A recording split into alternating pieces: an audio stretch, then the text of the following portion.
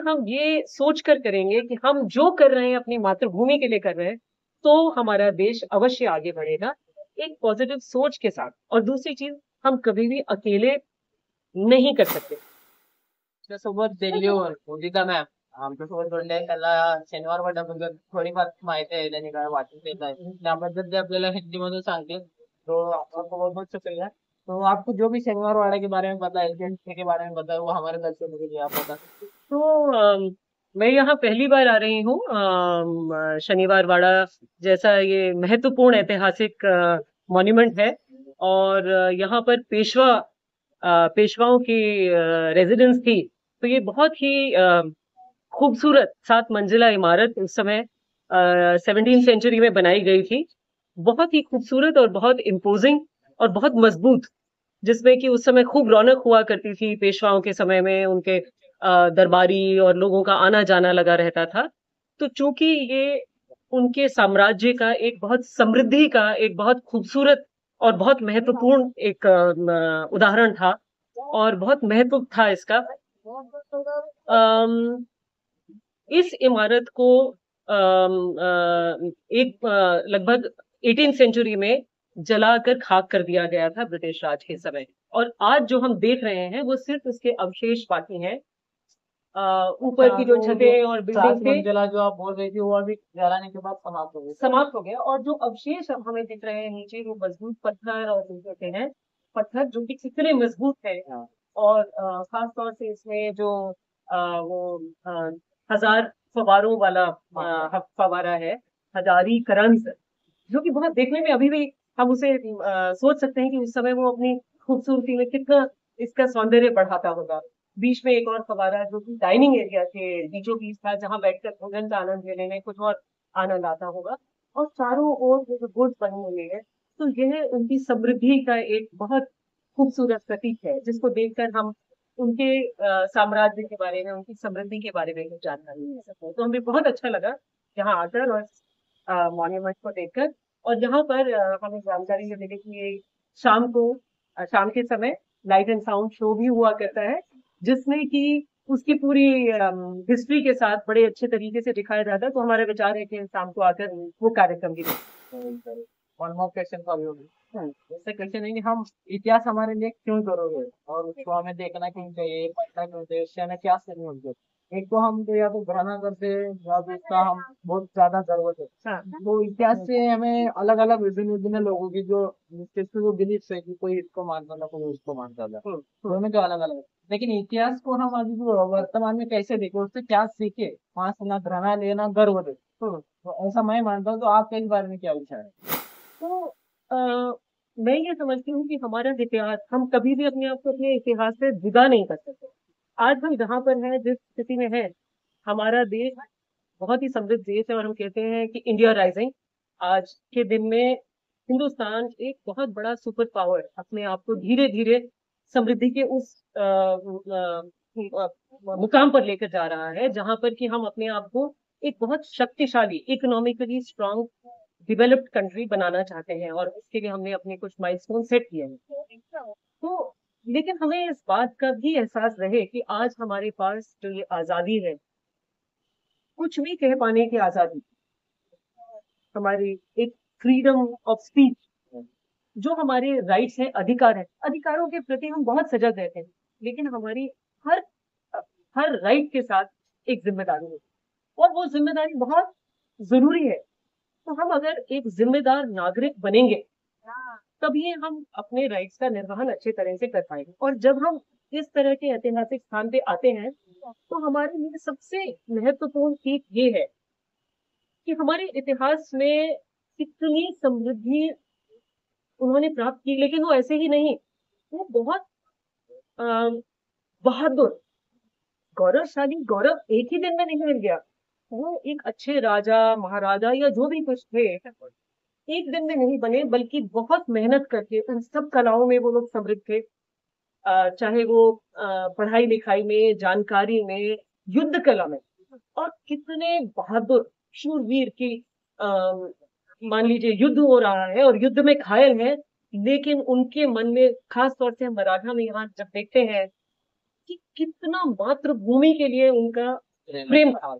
तो हम ये समझते हैं कि वही चीज अगर हम आत्मसात कर लें, सबसे पहला अपनी मातृभूमि के प्रति हमारी लॉयल्टी होनी चाहिए।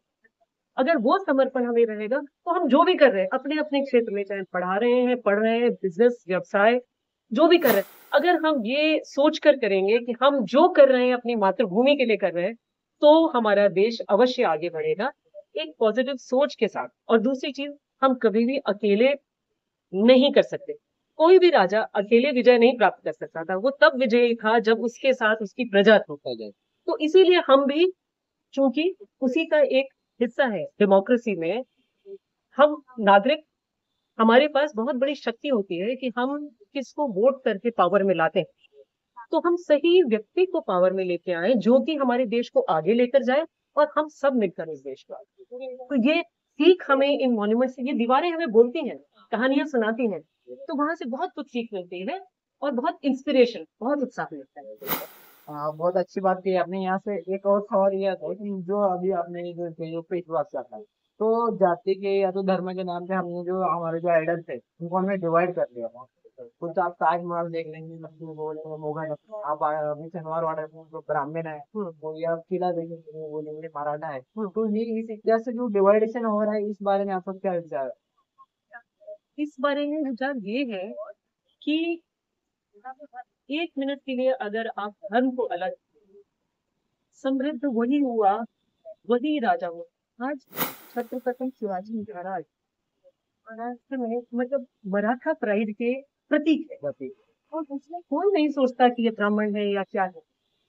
और सबसे बड़ी बात, वो खुद राजा महाराजा नहीं थे, कहाँ से बन के वो, उन्होंने कितना शौर्य प्राप्त किया, और इसीलिए क्योंकि सारी जनता के प्रति उन्होंने बिना रिलीजन का भेदभाव नहीं किया। तो मैं ये समझती हूँ कि ये जो भी मॉन्यूमेंट्स हैं, ये हमारे भारत के इतिहास का प्रतीक है, और इसमें कभी भी धर्म का कोई वो होना नहीं चाहिए।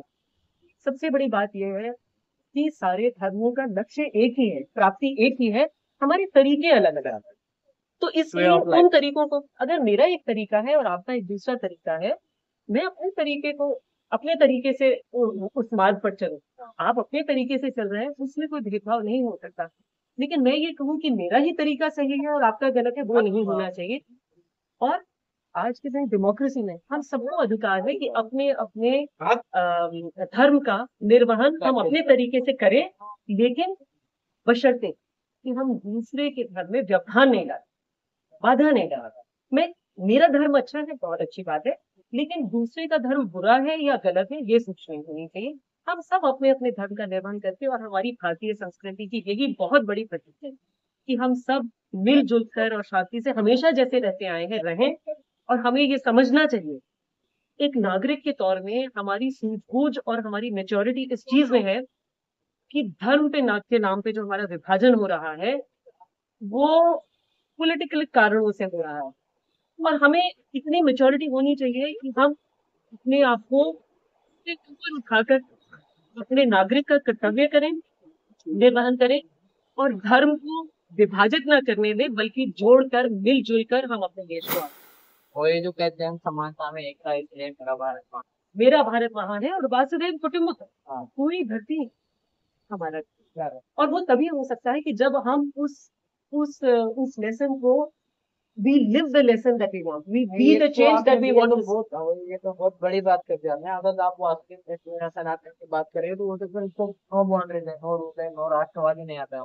हाँ, तो हम इसमें यहाँ कैसे जोड़, मॉन्यूमेंट्स के साथ हम कैसे जोड़ सकते हैं? मॉन्यूमेंट्स के साथ ऐसे जोड़ सकते हैं कि उससे हम सीख ले रहे हैं। नहीं, बिल्कुल सीख तो ले रहे हैं, लेकिन आप हम सुपर पावर की बात ही नहीं कर सकते। हाँ, अगर हम वासुदेव की बात कर रहे हैं, क्योंकि वासुदेव तो पूरा यूनिवर्स है, पूरा यूनिवर्स है। तो हम तो सुपर पावर तो नहीं, आपकी बात सही है, पर मैं सुपर पावर की बात क्यों कहती हूँ? क्योंकि उन्नति करने के लिए, देखिए, अगर हम यहाँ कहें कि हाँ दाल रोटी मिल रही है और तृप्त है, संतृप्त है, बैठ जाएंगे, आगे उन्नति नहीं है, प्रगति नहीं है। प्रगति तभी संभव है कि कुछ हद तक महत्वाकांक्षा होनी चाहिए, लेकिन वो महत्वाकांक्षा एक पॉजिटिव तरीके से होनी चाहिए कि हम भी तरक्की करें और पूरी दुनिया भी तरक्की करे। लेकिन हम क्यों अपने आप को एक पावरफुल वो बनाना चाहते हैं कि हम तरक्की कभी करें? हम कभी भी दूसरे को गिराकर तरक्की नहीं कर सकते। हम अपने आप को ऊपर उठाकर ऊपर उठ। लेकिन उसी के साथ एक और बहुत महत्वपूर्ण बात ये भी होती है कि हम जब ऊपर उठ रहे हैं, जो नीचे है उसका भी हाथ थाम कर उसे ऊपर, जो कमजोर है या जिसको ईश्वर ने शायद इतनी शक्ति नहीं दी है, उसको भी अपने साथ लेकर चले, तो तब इसी। बहुत बहुत बढ़िया मैम, बहुत थैंक यू, बहुत अच्छा मतलब कि आप टाइम देने के लिए बहुत बहुत शुक्रिया। धन्यवाद। बहुत अच्छा लगा। Thank you.